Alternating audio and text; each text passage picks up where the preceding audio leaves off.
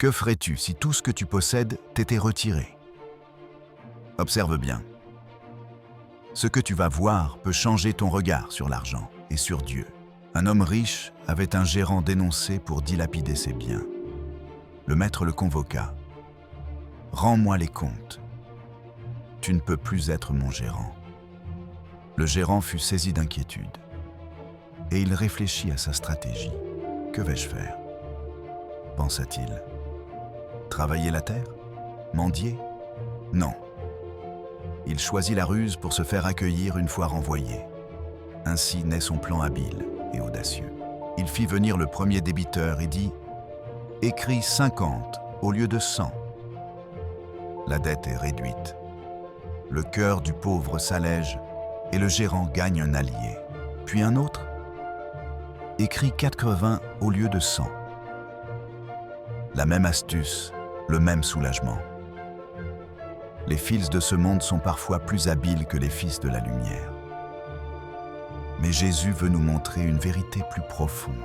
Le maître fit l'éloge du gérant malhonnête pour son habileté. Mais Jésus reprend. Faites-vous des amis avec l'argent malhonnête, afin que le jour où il disparaît, il vous accueille dans les demeures éternelles. Aujourd'hui, Jésus t'invite à choisir Dieu ou l'argent. Aucun domestique ne peut servir 2 maîtres. Réfléchis. Où est ton cœur? Prie avec moi. Seigneur, apprends-moi à servir toi avant tout et à être fidèle en toutes choses. Amen. Aujourd'hui, Jésus nous parle d'un gérant et de son maître. Ce gérant a perdu sa position, mais il a utilisé ce qu'il avait pour préparer son avenir.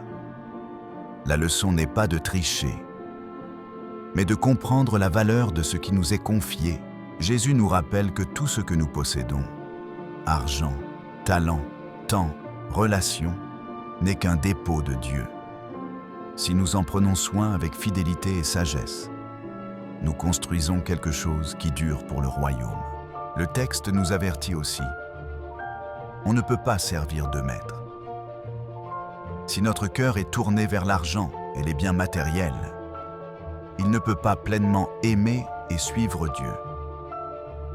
Mais si nous plaçons Dieu au centre, même les petites choses deviennent précieuses et nous conduisent à la vraie richesse. Aujourd'hui, réfléchis. Comment utilises-tu ce que Dieu t'a confié? Es-tu fidèle dans les petites choses?